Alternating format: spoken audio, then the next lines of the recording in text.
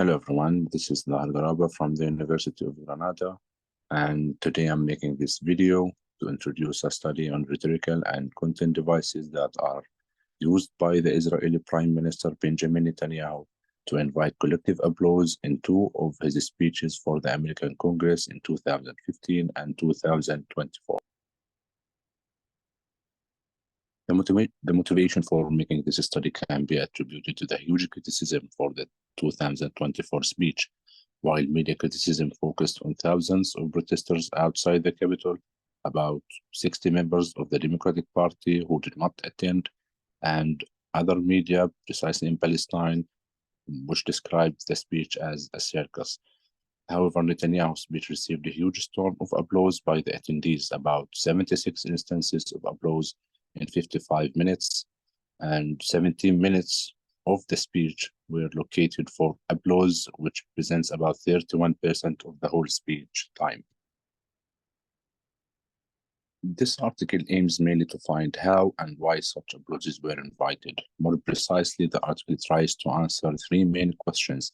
The first is related to the rhetorical and content devices employed to invite applause. The second is related to Netanyahu's aim of using such devices, and the third is considered with differences in applause durations of the employed devices. Before we go through the study, it is worth to mention political conflict in the Middle East. The ongoing conflict between Palestine and Israel, according to Anthony et al. 2015, has been a defining feature for the whole Middle East. The conflict does not impact the Middle East only, but recently has become an international interest, as the number of people who interact with is in millions. In this sense, what Netanyahu says is of millions of people interest. The absence of rhetorical devices in political discourse is approximately impossible, according to Zakaria 2018. Rhetorical devices are used to design the message in a different way to attain certain goals, since politicians do not speak randomly. Many researchers consider persuasion as the ultimate goal for political speeches. However, persuasion of what in time of conflict is still lack of consideration in previous literature. This study considers two speeches by Netanyahu in 2015 and 2024. About 98 minutes of the speech were investigated. The investigation included defining the employed device, the discourse that led to the applause, and the exact duration for each applause. 114 instances of collective applause were collected. The analysis of the retrieved instances of applause were according to 16 rhetorical devices, which were identified from previous literature by different researchers. In addition, 5 content devices were also identified. The main difference between rhetorical and content devices is in the way that speaker employs each one. In other words, with rhetorical devices, the speaker is counting on designing the message in an attractive way to invite applause, while content devices seek to invite applause by directly introducing the message regardless to the design. We should notice that all of the devices are retrieved from political discourse of elections as part of the speaker's attempt to persuade voters. However, in our case, the audience is not limited to voters in a certain country, but it is millions of people around the world.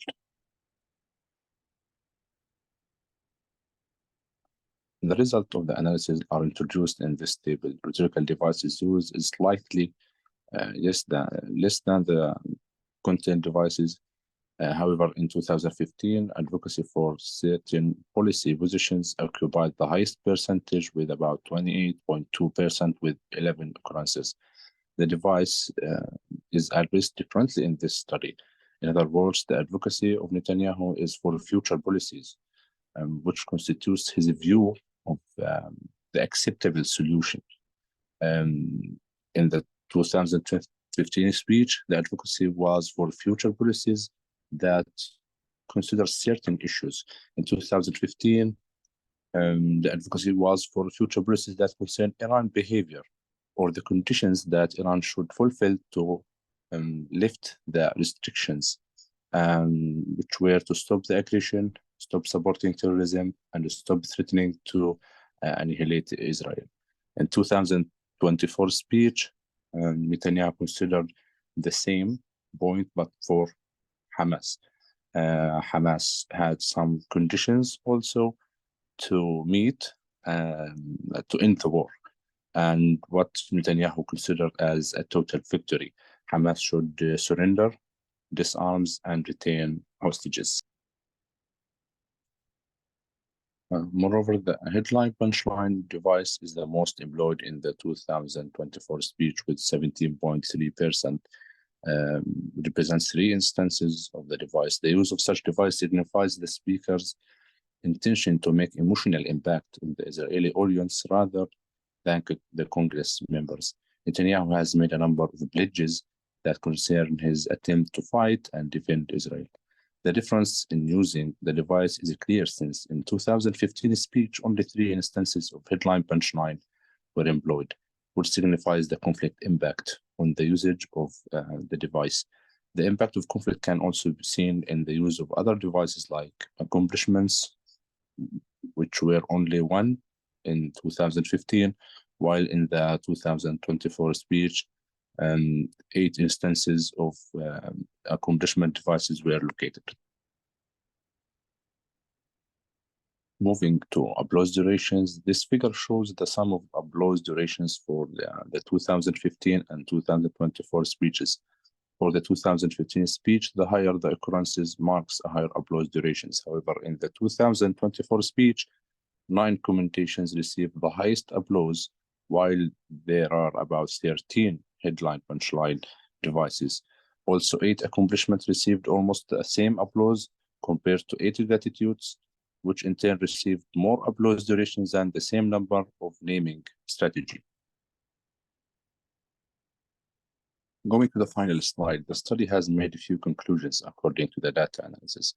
First, conflict in general, whether in the speaker's home or with other parties, impacts the use of devices in quantity and type. The 2024 speech shows that clearly by using more instances of devices to communicate different aims. The second conclusion considers the side that the speaker tries to persuade. In the 2024 speech, Netanyahu is trying to persuade his own people that he is able to do what he has or what has to be done in the best way, and expresses that in his use of headline punchline devices. However, advocacy for certain policy in the future is the core device for the speaker, since it represents his wishes and demands from the Congress, embedded in presenting his vision of solution. Finally, the durations of applauses do not follow the device, but also the content and the context of the device.